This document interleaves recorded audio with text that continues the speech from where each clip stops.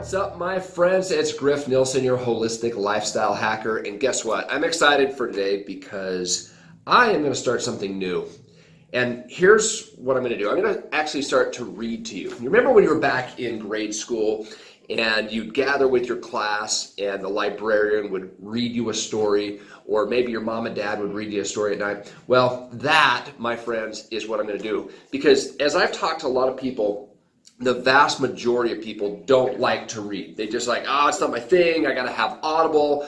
I'm one of these old-fashioned guys that likes the hard copies. And what I want to do is just like share snippets of what I'm learning through some of the current books that I'm reading. I've read over 300 books, and I want to pull out some nuggets for you that I feel like you find interesting. So to make this video short today, we're going to start out with a book called The End of Overeating. It's by Dr. David Kessler. It's a New York Times bestseller.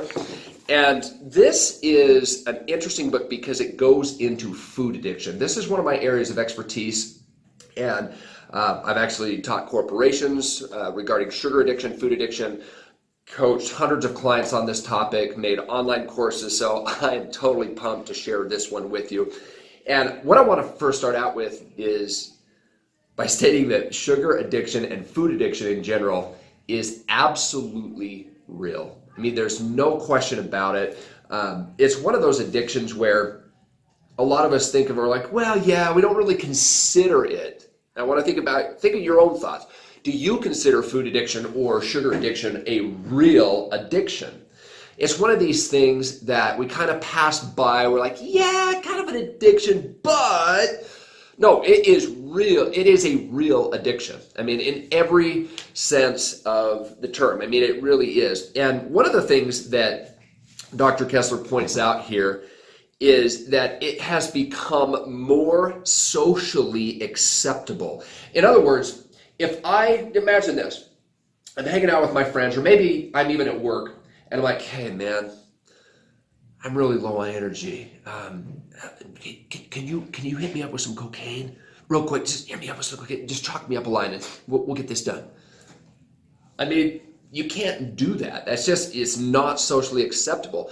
It's not socially acceptable to become a drunk. It's not socially acceptable to be dependent on even on prescription drugs. I mean, it's not socially acceptable. There's a stigma to that. Well, that same stigma does not apply to sugar or food addiction. I can be at a party and be having 3 brownies and a handful of Doritos, and that's after a full course meal, and nobody cares. Nobody's like, look at that guy, look at Joe over there. Nobody really cares about that. And so in a high stress environment in 2018 going on into 2019, we are living in an environment that is highly stressful. There's a lot of demands on us. And because these other addictions are socially unacceptable, it's very easy to get into a food or a sugar addiction. And the problem is that we're all sticking our heads into the sand. We're pretending that it's not a real addiction, when in reality it is. I want to close out. I don't want to keep this too long, but I want to close out with a paragraph that Dr. Kessler shares. He says, America has become a food funhouse, a carnival of delicious, fatty, salty, sugary, and more to the point, accessible and cheap delights. How could you expect to go on the carnival and not want to go on the rides? It's bright and colorful and fun and exciting. There are all these pings and noises. Of course you want to go on the ride. Of course you want to play the game. Of course you want to spend your money on this stimulation. So the moral of today's video is that sugar addiction is absolutely real. Food addiction is absolutely real. It has a profound grip on our society, a profound grip that is driving healthcare expenditures through the roof in historical proportions.